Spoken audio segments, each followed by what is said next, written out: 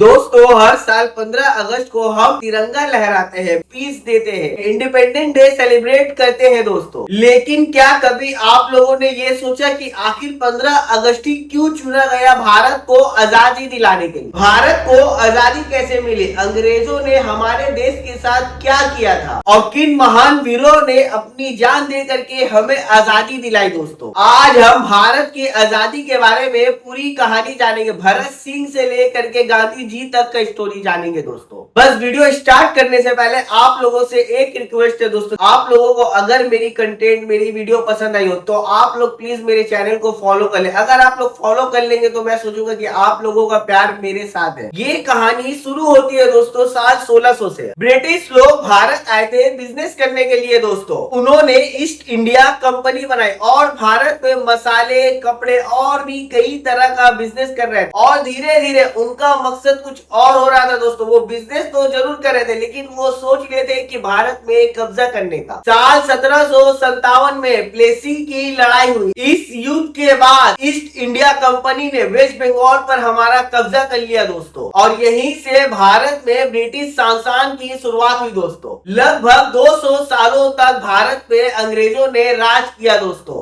अंग्रेज हमारा भारत का दौलत लूट करके इंग्लैंड भेजता था दोस्तों। भारत के हाथ से बने हुए कपड़ों को बर्बाद किया गया दोस्तों। किसानों पर भारी टैक्स लगाया गया दोस्तों। भारत के लोगों से जबरदस्ती काम करवाया गया दोस्तों। हमारे ही देश में हमारे ही लोगों को दूसरे दर्जा और दूसरे नागरिक के ओर से समझा जाता था दोस्तों। कई बार भूखमरी आई, लाखों लोगों का जान चला गया दोस्तों, लेकिन ब्रिटिश सरकार ने एक बार भी किसी का मदद नहीं किया। धीरे धीरे हमारे देश के लोगों में गुस्सा बढ़ने लगा दोस्तों। 1857 में हमारे देश की पहली आजादी की लड़ाई शुरू हुई दोस्तों और इस लड़ाई में कुछ वीर शामिल हुए दोस्तों। सबसे पहला मंगल पांडे, रानी लक्ष्मीबाई, तात्या टोपी और बहादुर शाह जफर, इन जैसे वीरों ने लड़ाई में भाग लिया दोस्तों। हमारे देश में ये वीरों ने सफल तो नहीं हुए लेकिन इन्होंने अंग्रेज को हिला करके रख दिया था दोस्तों और इसी को भारत की फर्स्ट वॉर ऑफ इंडिपेंडेंस भी कहा जाता है दोस्तों। और फिर आते हैं हम लोग 1910 में, जब गांधी जी अफ्रीका से लौटकर भारत आते हैं। गांधी जी ने देखा अंग्रेजों के जुल्म से भारत के सभी लोग परेशान थे।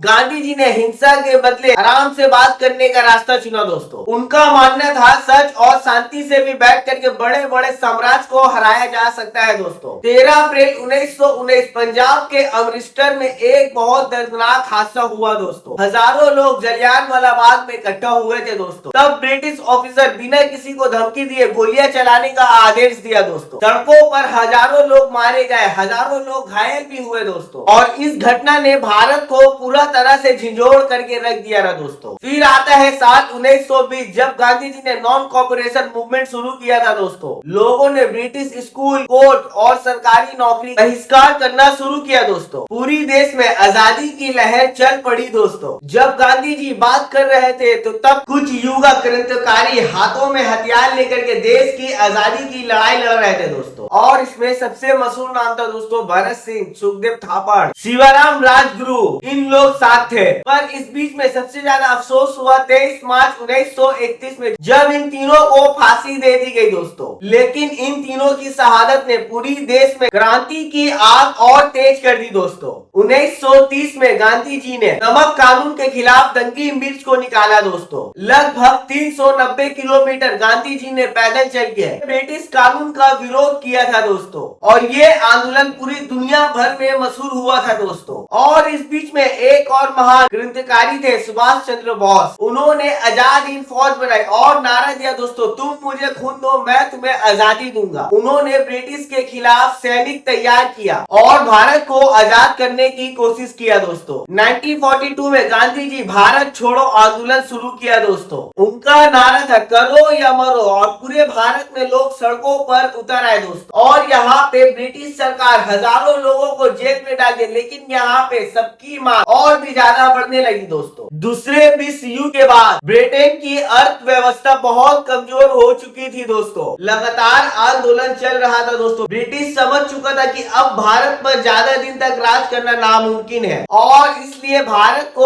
आजाद करने का फैसला किया गया दोस्तों। आखिर वाइसरॉय ने ह्यूज माउंटबेटन 15 अगस्त 1947 की तारीख को चुना गया दोस्तों। इस तारीख को चुनने की एक वजह ये भी बताई जाती है दोस्तों कि 15 अगस्त 1945 तारीख को जापान ने वर्ल्ड वॉर 2 में सरेंडर किया था दोस्तों, और माउंटबेटन इस दिन को अपने लिए बहुत खास मानते थे दोस्तों। इसलिए भारत की आजादी की तारीख 15 अगस्त 1947 रखा गया दोस्तों। 14 अगस्त की रात मतलब 15 अगस्त की आधी रात में भारत हुआ था आजाद। दिल्ली में जवाहरलाल नेहरू ने मशहूर भाषण दिया था दोस्तों। पूरा देश खुशी से झूम उठा दोस्तों। लगभग 200 साल के बाद हमारा देश आजाद हुआ, और आजादी के साथ एक बहुत बड़ा दर्द भी आया सामने दोस्तों। भारत और पाकिस्तान का टुकड़ा हुआ दोस्तों। आधा भारत हो गया, आधा पाकिस्तान हो गया, वरना हम लोग का देश बहुत बड़ा था दोस्तों। लाखों लोगों को अपने घर छोड़ना पड़ा दोस्तों। कई जगह दंगे हुए और बहुत लोगों की जान चली गई दोस्तों, और ये हमारा भारत का सबसे दुखद घटना में से एक मानी जाती है दोस्तों। वरना हमारा हिंदुस्तान बहुत बड़ा था दोस्तों, बहुत बड़ा, और हमारे देश को आजाद कराने में कुछ नाम बहुत बड़ा रहा है दोस्तों, जैसे महात्मा गांधी, सुभाष चंद्र बोस, भगत सिंह, जवाहरलाल नेहरू, मौलाना अबुल कलाम आजाद, चंद्रशेखर आजाद। इनके साथ साथ और भी बहुत सारा नाम है दोस्तों। इसलिए दोस्तों जब भी तिरंगा लहराए तो उन महान व्यक्ति को एक बार जरूर याद करें दोस्तों, जो आजादी के लिए अपनी जान तक को कुर्बान कर दी। तो चलो दोस्तों, मिलते हैं हम लोग अगले वीडियो में। जय हिंद दोस्तों।